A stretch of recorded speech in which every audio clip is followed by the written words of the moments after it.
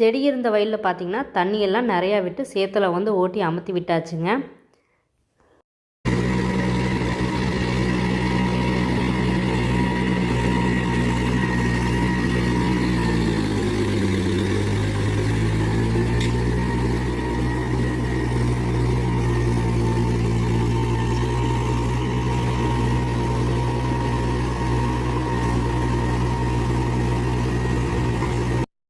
எல்லா வயல்லையும் பார்த்திங்கன்னா தக்கப்பூண்டு விதைச்சி விட்டு உழவு ஓட்டி முடிச்சாச்சுங்க.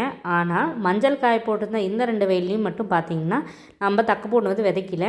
அதனால பார்த்திங்கன்னா எள்ளுக்காய் இருக்கும் இல்லைங்களா, அந்த எள்ளெல்லாம் தட்டினதுக்கப்புறம் அந்த கனிங்காயை வந்து போட்டு விட்டு உழவு ஓட்டி விட்டுடலாம் அப்படின்ட்டு எல்லாமே சூப்பராக பரப்பி விட்டுட்ருக்காங்க என்னோடய கணவர்.